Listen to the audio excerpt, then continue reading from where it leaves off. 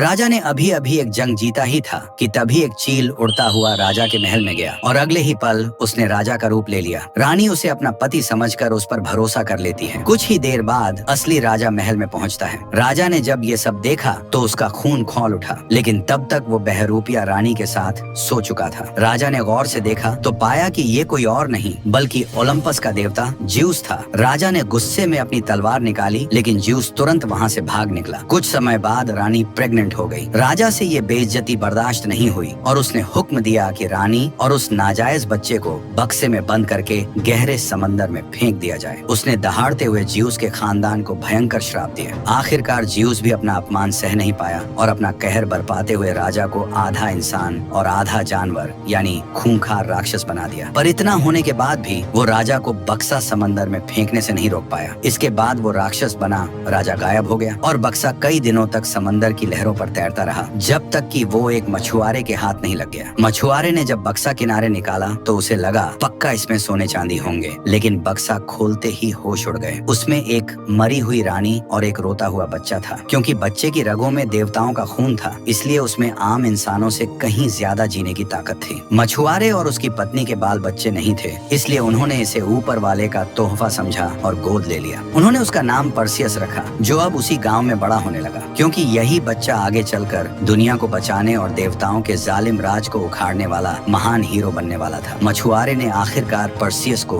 उसके जन्म का राज बता दिया। अपनी असलियत जानकर लड़का घबरा गया, खासकर ये सोचकर कि आने वाली छोटी बहन माँ बाप का प्यार बांट लेगी। लेकिन पिता ने प्यार से वादा किया कि खून का रिश्ता जो भी हो वो हमेशा उनका अपना बेटा ही रहेगा। गरीबी के बावजूद ये परिवार प्यार से भरा था। 10 साल और बीत गए। पर्सियस अब एक मजबूत नौजवान बन चुका था। उसने पिता का काम अपनाया और दमदार मछुआरा बन गया। हालांकि उनका काम देवताओं की मेहरबानी पर टिका था, लेकिन हाल ही में ऐसा लग रहा था कि समंदर ने देवताओं को नाराज कर दिया है, क्योंकि कई दिनों से एक भी मछली नहीं मिली। पिता ने इसका इल्जाम देवताओं की नाइंसाफी पर लगाया और पूरा दिन गुस्से में उन्हें कोसते रहते। पत्नी इन हरकतों के लिए चुपचाप प्रार्थना करती और भगवान से उनकी गालियां माफ करने की मिन्नतें करती, क्योंकि उसका पक्का विश्वास था कि देवताओं ने ही जिंदगी दी है। देवताओं से निराश होने के बावजूद पेट पालने के लिए पिता को पर्सियस के साथ जियस की विशाल मूर्ति के सामने प्रार्थना करने आना पड़ा। अचानक उन्होंने देखा कि कुछ बाकी सैनिक मूर्ति तोड़ रहे थे। पर्सियस कंफ्यूज ही था कि 100 मीटर ऊंची जियस की मूर्ति टूटकर सीधे समंदर में जा गिरी, जिससे उठी भयंकर लहरों ने पूरे परिवार को भिगो दिया। चट्टान पर खड़े सैनिकों ने खुशी से चिल्लाते हुए देवताओं के खिलाफ बगावत का बिगुल फूंक दिया। उन्होंने नए राजा रानी के नाम पर देवताओं के खिलाफ जंग का ऐलान कर दिया। लेकिन ये घमंड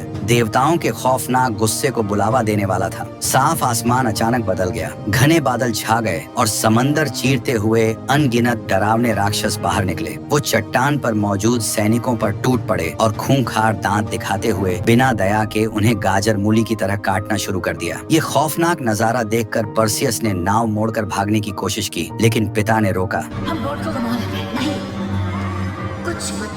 वो राक्षस आपस में जुड़कर एक बड़ा काला भंवर बन गए, जो आखिर में एक बूढ़े डरावने आदमी में बदल गया। ये पाताल लोक का खूंखार मालिक हेडीज था। उसने एक नजर में नाव पर पर्सियस को पहचान लिया और उसकी आंखें जन्मों के दुश्मन की तरह घूर रही थीं। वो तुरंत आग से लिपटे धुएं के बादल में बदल गया और मछुआरे की नाव पर टूट पड़ा। नाव चकनाचूर हो गई और परिवार मलबे के साथ डूबने लगा। पर्सियस ने परिवार को बचाने की जी जान लगा दी, लेकिन नाव तेजी से डूबने लगी। बूढ़ा पिता समझ गया कि बचने की उम्मीद नहीं है, इसलिए उसने पर्सियस को अकेले जान बचाने का इशारा कर दिया। कोई और रास्ता न होने पर पर्सियस तैरकर समंदर के ऊपर आ गया। किस्मत से उसकी जान बच गई, लेकिन परिवार को आंखों के सामने तड़प तड़प कर मरते देखने का दुख उसे तोड़ गया। जिंदगी में पहली बार उसके दिल में देवताओं के लिए भयंकर नफरत पैदा हुई। हेडीज ने मौके का फायदा उठाकर आग में घी डाला। उसने मूर्ति गिराए जाने की बात बढ़ा चढ़ाकर बताई और कहा कि ये इंसानों को दी गई छूट का नतीजा है। हेडीज ने इंसानों को सजा देने के लिए खूंखार क्रैकन को छोड़ने का ढांसू आइडिया दिया, ताकि इंसान फिर से मौत का खौफ महसूस कर सकें। सिर्फ इसी तरीके से उन्हें घुटने टेकने पर मजबूर किया जा सकता था। हालांकि हेडीज इज्जत बचाने का दिखावा कर रहा था, लेकिन असली इरादा जियस का असर कम करना था। वो जानता था कि इंसान मजबूत हुए तो जियस को हटाने का प्लान मुश्किल होगा। सूर्य देव अपोलो चालाकी समझकर पिता को अलर्ट करना चाहते थे, लेकिन इंसानों का अपमान भी एक सच था। जियस ये जानता था, पर खुद हाथ गंदे नहीं करना चाहता था। इसलिए उसने हेडीज के प्लान को हरी झंडी दे दी। उसने सोचा कि हेडीज से गंदा काम काम करवाने पर इंसानों को सबक मिल जाएगा, ओलंपस की ताकत साबित होगी और देवताओं की महान इमेज चकाचक बनी रहेगी। जीएस के लिए ये हर तरफ से फायदे का सौदा था। इस बीच पर्सियस को समंदर में गश्त कर रहे सैनिकों ने बचा लिया। बचने वाले इकलौते इंसान के रूप में उसे राजा के सामने आर्गोस शहर लाया गया। ये शहर अब बगावत का मेन सेंटर था। महल का दरवाजा खुलते ही एकदम अलग नजारा दिखा। नया राजा मूर्ति गिराने की खुशी में बड़ी पार्टी मना रहा था। पर्सियस को लाते वक्त भी हंसी मजाक गूंज रहा था। जिन सैनिकों ने मूर्ति गिराई थी उनमें से कुछ ही जिंदा बचे थे, पर किसी ने उनके लिए दुख नहीं जताया। हर कोई शराब पीने में मस्त था। नए राजा ने सोने का प्याला उठाकर ऐलान कर दिया कि उन्होंने देवताओं के कंट्रोल से आजादी पाली है और नए युग में आ चुके हैं। लेकिन दयालु राजकुमारी बहुत दुखी थी। उसने पर्सियस को शराब का प्याला दिया और उसके परिवार की मौत पर गहरा अफसोस जताया। पिता के इस तरह देवताओं को नाराज करने पर वो खुद को रोक नहीं पाई। वो जानती थी कि इंसानों और देवताओं के बीच ऐसा फासला है जिसे पार नहीं किया जा सकता। उसने गुजारिश की कि सब शांति का रास्ता निकालें, वरना देवता नाराज हुए तो इंसान बर्बाद हो जाएंगे। हैरानी की बात तो ये थी कि नशे में धुत रानी भी आपे से बाहर हो गई। उसने चिल्लाकर कहा कि देवता इज्जत के लायक ही नहीं है। रानी ने यहाँ तक कह दिया कि हम ही असली भगवान हैं। राजा ने उसे रोकने की कोशिश की, लेकिन तभी महल का माहौल डरावना हो गया। हवा में काले धुएं के बादल तेजी से घूमने लगे और भयंकर बिजली चमकने लगी। डरे हुए सैनिक पल भर में धुएं की खुराक बन गए। सिर्फ पर्सियस पर जादू का असर नहीं हुआ। जब पर्सियस ने अपने परिवार के कातिल हेडीज को देखा तो वो नफरत से बदला लेने दौड़ा, लेकिन अभी वो हेडीज का मुकाबला नहीं कर सकता था। इसके बाद हेडीज उसे इग्नोर करते हुए महल के बीच की तरफ बढ़ने लगा। उसके खौफनाक दबाव ने सभी की सांसें अटका दी। उसने सबको कड़ी चेतावनी दी कि इंसान देवताओं के पैरों की धूल है। जो ताकत को चैलेंज करेगा भारी कीमत चुकाएगा। हेडीज सीधा रानी के सामने गया। जो रानी अभी गालियां दे रही थी, उसका सारा घमंड हवा हो गया। हेडीज ने बस कहा और राजा रानी सीधे उसके कदमों में गिर पड़े। पर्सियस ने हमला करना चाहा, लेकिन एक रहस्यमयी औरत ने सही टाइम पर रोक लिया। उसने धीमी आवाज में समझाया कि ये सही समय नहीं है। इसके तुरंत बाद हेडीज ने रानी का सर उठाया और शैतानी मंत्र पढ़ा, जिसके बाद रानी का सुंदर चेहरा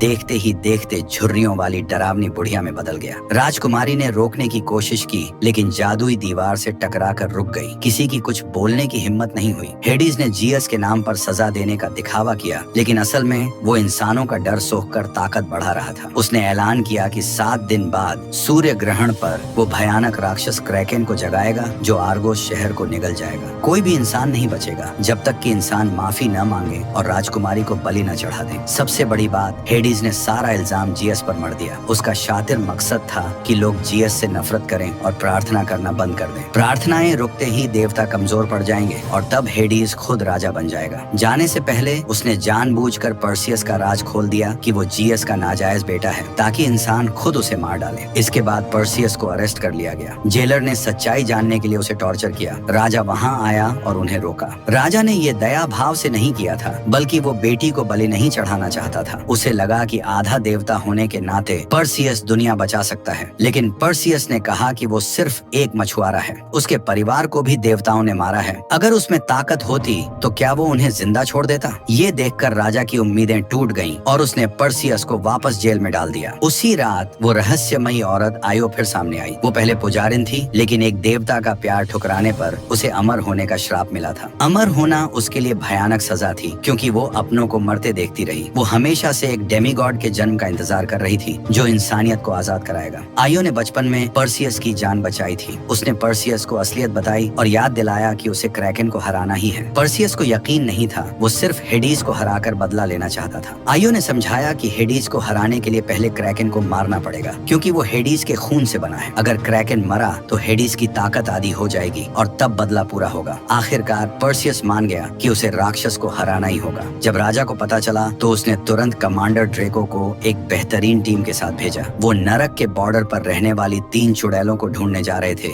जिनके पास क्रैकेन को हराने का तरीका मिलेगा। शहर के लोग और डर गए। उन्होंने ड्रेको से मिन्नतें की कि वो रुकें। वो चाहते थे कि राजकुमारी की बलि चढ़ा दी जाए, लेकिन कुछ बहादुर योद्धा देवताओं के सामने घुटने कैसे टेक देते। वो इस खतरनाक सफर पर निकल पड़े। हेडिस खुद पर्सियस को मार सकता था, लेकिन जियस के सामने वफादारी दिखाने के लिए उसने किसी और के जरिए चाल सोची। उसने उस बूढ़े राजा को ढूंढा जिसका जियस ने अपमान किया था। हेडिस ने कहा, पर्सियस को मरना ही होगा। जियस को लगना चाहिए कि मैं उसकी सेवा कर रहा हूँ, लेकिन मैं मजबूत हो रहा हूँ। बूढ़े राजा का गुस्सा भड़क उठा और बदला लेने की प्यास ने बेताब कर दिया। हेडिस ने उसके अंदर नरक की भारी डार्क एनर्जी भर दी। हेडिस ने हथियार देते हुए कहा, मेरे लिए पर्सियस को मारो और मैं तुम्हारे लिए जियस को तबाह कर दूंगा। टीम पहाड़ों को पार करते हुए एक जगह रुकी। आयो भी छिपकर हिफाजत कर रही थी। ड्रेको ने पर्सियस को टेस्ट करने का फैसला किया। 9 बार तलवारों के टकराव में ही उसने पर्सियस को जमीन पर गिरा दिया। पर्सियस ने फिर तलवार उठाई। उसी पल उसके अंदर के भगवान की ताकत जाग गई। पलक झपकते ही उसने हर वार का जवाब दिया और ड्रेको को धूल चटा दी। ड्रेको ने कहा, तुम्हारे अंदर एक भगवान है, इसे अपने साथ लाना मत भूलना। ओलंपस पर जियस को पता चल गया कि पर्सियस उसी का खून है। पिता होने के नाते उसने एक जादुई हथियार भेज दिया। वो तलवार जंगल में पर्सियस को मिल गई। जैसे ही उसने हैंडल पकड़ा, एक तेज सफेद रोशनी निकली और वो खतरनाक तलवार में बदल गई। ड्रेको ने बताया कि ये देवताओं का वरदान है। हालांकि पर्सियस को तलवार पसंद आई, लेकिन वो देवताओं का तोहफा कबूल नहीं करना चाहता था। वो इंसान के तौर पर मकसद पूरा करना चाहता था, इसलिए तलवार ड्रेको को दे दी। मजबूर होकर कमांडर ने तलवार संभाल कर रख ली। जंगल में टहलते वक्त पर्सियस को सफेद उड़ने वाले घोड़े दिखे। अचानक वो डरकर भागने लगे। आसमान से पंखों वाला एक काला घोड़ा नीचे उतरा, जिससे पर्सियस चौंक गया। तभी आयो आगे आई। उसने घोड़े को छुआ तो वो शांत हो गया। आयो ने कहा, आज तक किसी इंसान ने इसकी सवारी नहीं की है। पक्का देवताओं ने जंगी घोड़े के रूप में भेजा है। जैसे ही पर्सियस ने हाथ आगे बढ़ाया, साथियों पर जानलेवा हमला हो गया। मदद की पुकार सुनकर पर्सियस पहुंचा। देखा कि साथी को किसी राक्षस ने बेरहमी से फाड़ दिया था। हेडिस के बहकावे में आए बूढ़े राजा ने पर्सियस को ढूंढ लिया था। राजा ने फुफकारते हुए कहा,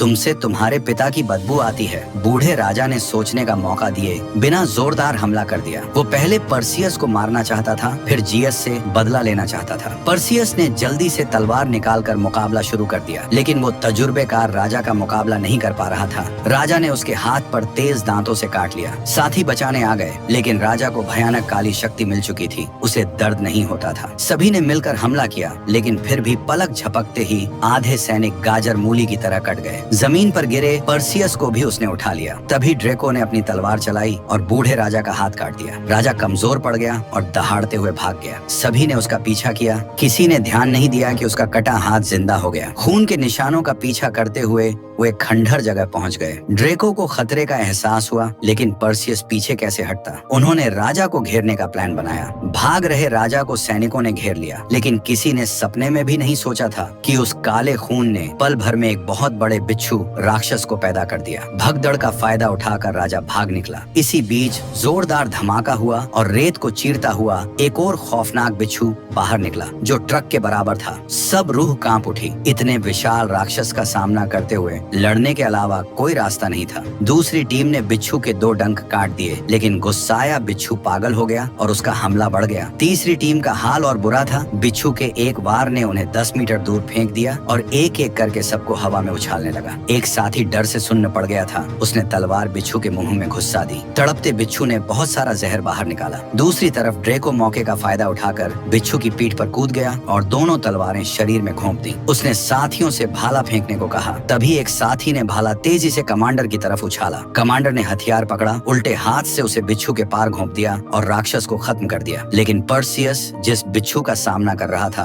वो और खौफनाक था। पर्सियस बेबसी से साथी को मरते देखता रहा। बिच्छू ने सांस लेने का मौका तक नहीं दिया और पंजों से पर्सियस को खंभे पर जकड़ लिया। गनीमत रही कि आयो ने रस्सी फेंकी और डंक काटकर पर्सियस की जान बचा ली। बिच्छू पागल होकर आयो पर झपटा। पर्सियस तुरंत आयो को खींचकर दूर ले गया और खुद अकेले लड़ने के लिए रुक गया, लेकिन बिच्छू हवा में उछला और एक झटके में पर्सियस को सीधा निकल गया। साथियों ने सोचा पर्सियस मारा गया, लेकिन तभी पर्सियस उस बिच्छू के शरीर को अंदर से चीरता हुआ बाहर निकला और राक्षस को खत्म कर दिया। तभी पहाड़ी से और भी बड़े बिच्छू बाहर निकल आए। उन्होंने सबको चारों तरफ से घेर लिया। सबके दिलों में निराशा छा गई। वो जान की बाजी लगाकर लड़ने को तैयार हो गए। तभी उन बिच्छुओं को किसी बहुत डरावनी चीज की आवाज सुनाई दी और वो अचानक रुक गए। सभी के पीछे नीले रंग का चोगा पहने एक रहस्यमयी आदमी खड़ा था। उसने काले जादू से बिच्छुओं को कंट्रोल में कर लिया। एक सैनिक ने उसे पहचान लिया। ये रेगिस्तान का जादूगर शिकारी था। उन्हें कोई दर्द महसूस नहीं होता और आंखों से नीली रोशनी निकलती है। पर्सियस चेतावनी इग्नोर कर आगे बढ़ गया।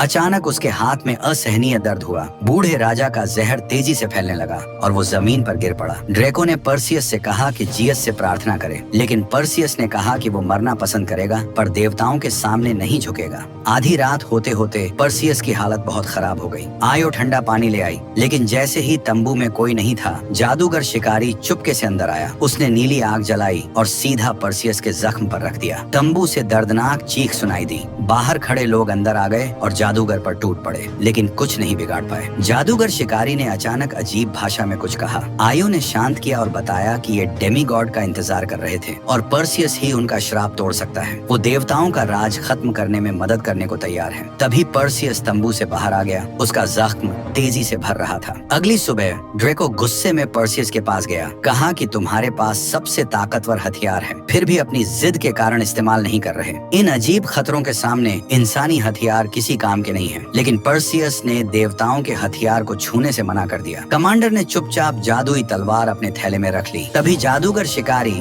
3 मंजिला ऊंचे बिच्छू की सवारी करते हुए बाहर आया। सफर जल्दी पूरा करने के लिए सब विशाल बिच्छू की पीठ पर चढ़ गए और क्रैकन को मारने का तरीका जानने सफर पर निकल पड़े। वो बिच्छू बहुत तेज साबित हुआ और थोड़ी ही देर में विशाल रेगिस्तान पार कर लिया। खतरनाक पहाड़ियों को पार करते हुए वो खंडर शहर में पहुंच गए। यहीं क्रैकन ने टाइटन्स को हराया था। बिना वक्त बर्बाद किए सभी पहाड़ की चोटी की तरफ निकल पड़े। नरक की तीनों चुड़ैलें एक बड़े हाथ जैसी चट्टान में रहती थीं। आधी रात को वो गुफा के पास पहुंचे। पर्सियस ने जलती मशाल फेंकी, दिए जल उठे। तभी एक बड़ी आंख सामने आ गई और चुड़ैलें असली रूप में बाहर आ गईं। ये तीनों एक ही आंख का इस्तेमाल करती थीं। आयो ने पर्सियस को हथियार नीचे रखने को कहा। पर्सियस ने सीधा पूछा कि क्रैकन को कैसे मारा जा सकता है, लेकिन चुड़ैलों ने शर्त रख दी कि किसी एक की बलि देनी होगी। पर्सियस ने मना कर दिया और लड़ाई शुरू हो गई। पर्सियस ने चालाकी से उनकी इकलौती आंख छीन ली और धमकी दी कि आंख खाई में फेंक देगा। बहनें डर गईं। उन्होंने एक नामुमकिन तरीका बताया। पाताल नदी के किनारे जाना होगा, जहां सांपों के बालों वाली राक्षसी मेडुसा कैद थी।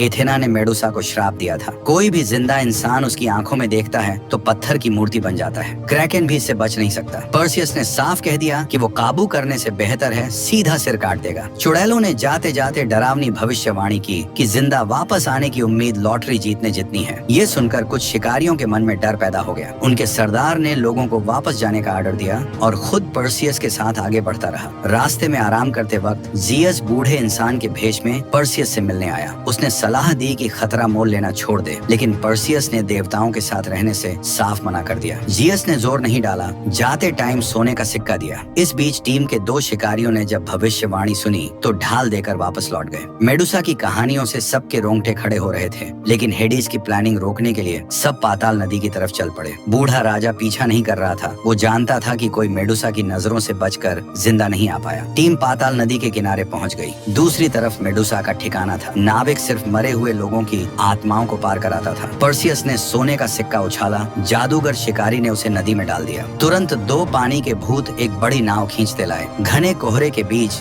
नाव धीरे धीरे बढ़ने लगी। एक साथी ने पूछा, वहाँ पहुँचेंगे तब क्या होगा? दूसरे ने जवाब दिया, बस एक और राक्षस मारना है। आयो ने मेडुसा की कहानी सुनाई। मेडुसा खूबसूरत थी, जिसे देखकर पोसीडॉन उस पर फिदा हो गया। मेडुसा ने एथेना से रक्षा की प्रार्थना की, लेकिन मदद नहीं मिली। एथेना ने उल्टा जलन के मारे श्राप दिया, जिसने मेडुसा को राक्षसी बना दिया। कोई भी जिंदा जीव उसकी नजरों के सामने आए पत्थर बन जाता था। ये श्राप औरतों पर काम नहीं करता था, लेकिन औरतों को वहाँ जाने की परमिशन नहीं थी। आयो ने अकेले में पर्सियस को सिखाया कि सामना कैसे करना है। दोनों इतने मग्न हो गए कि पता नहीं चला कितने करीब आ गए। तभी साथी ने बताया कि मेडुसा का ठिकाना आ गया है। नाविक उन्हें पार कराकर छोड़ गया। खंडहरों के बीच अजीब सा मंदिर दिखा। राक्षसी इसी में कैद थी। किस्मत सामने आ गई थी। सभी लड़ाई के लिए रेडी हो गए। आयो को बाहर रुकना पड़ा। अंदर रास्ता गर्म था और लावा उबल रहा था। सामने पत्थर के स्टैच्यू पड़े थे, जिससे साबित हो गया कि कहानियां सच थीं। अचानक मेडुसा की आवाज गूंजी। पर्सियस ने नजरें नीचे रखने को कहा। तभी नीचे से लावा फूटा। डरावनी हंसी गूंजने लगी। अचानक अंधेरे से तीर चले और एक झटके ने कई लोगों को लावे में धकेल दिया। पर्सियस ने खंजर खंभे में गाड़ा और जादूगर शिकारी को पकड़ लिया।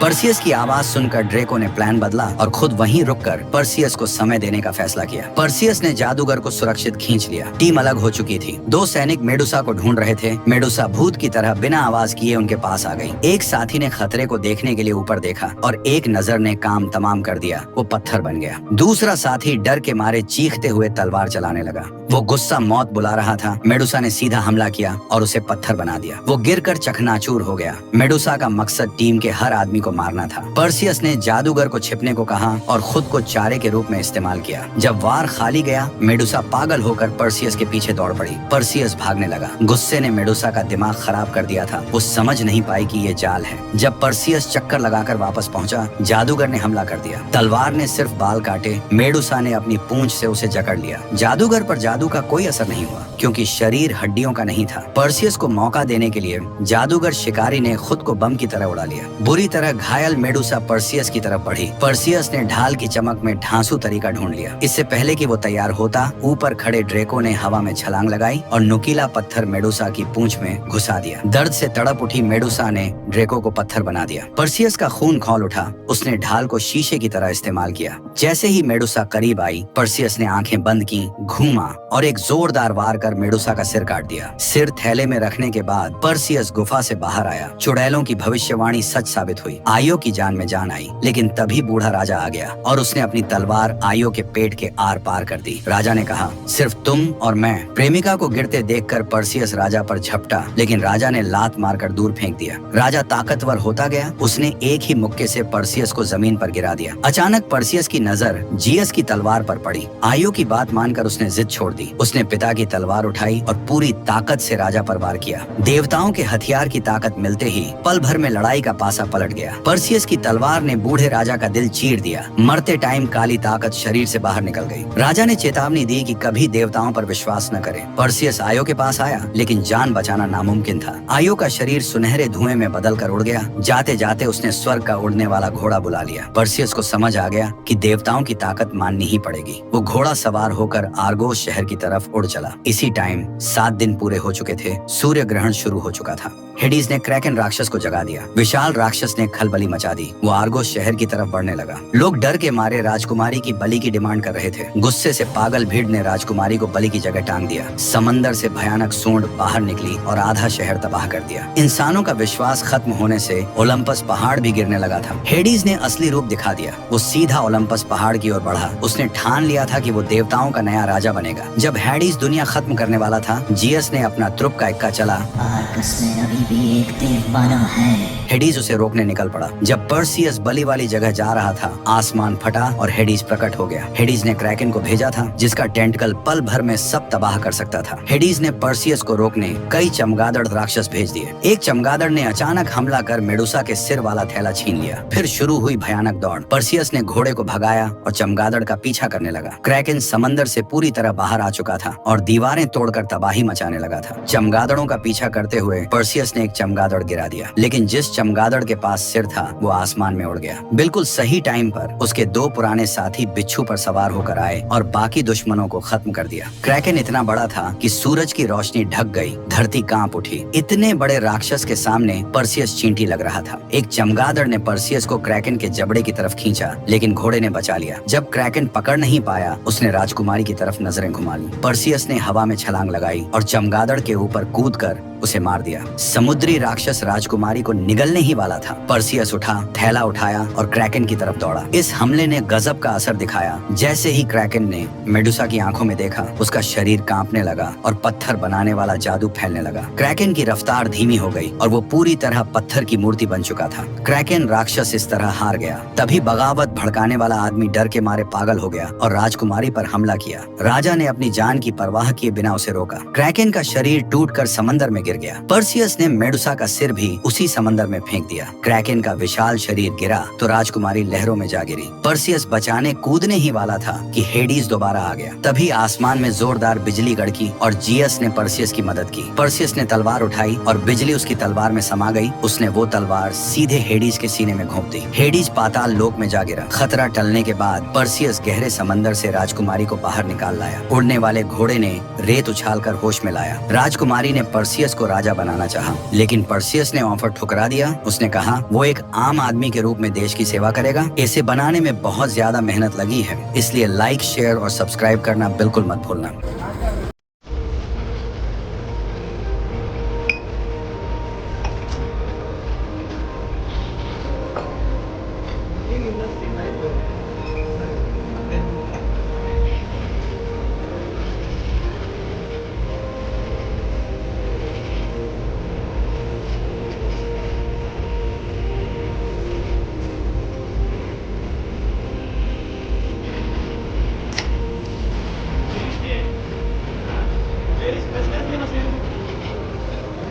हो गया यार, बस बाकी का पूरा खत्म। 150 में बस कितना दिया बस लगा है। बिल्कुल रहेगा यार, मोटे मार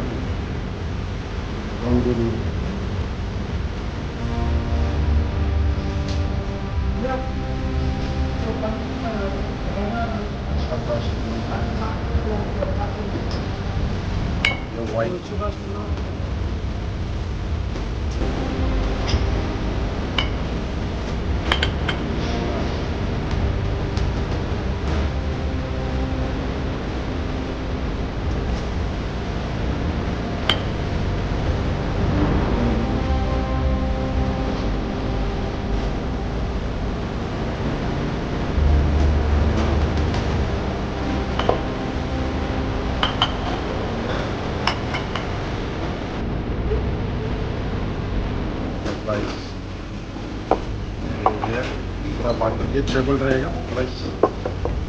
ये बात में इसका प्राइस देखिए,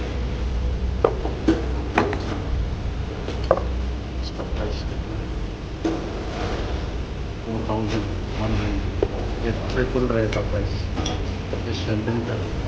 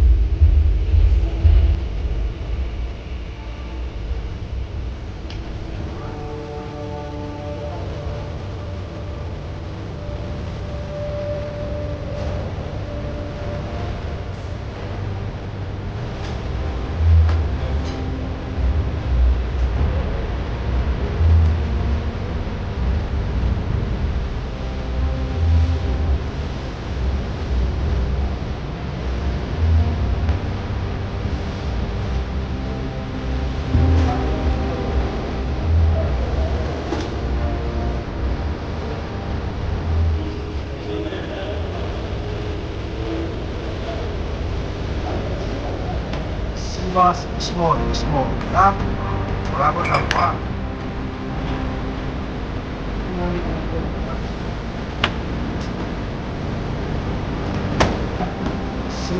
Small, up, bravo, apa?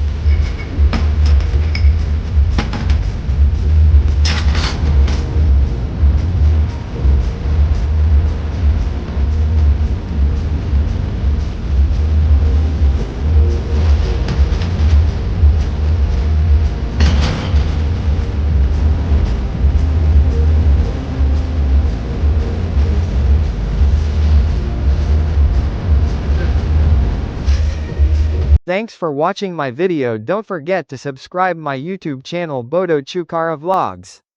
Thank you.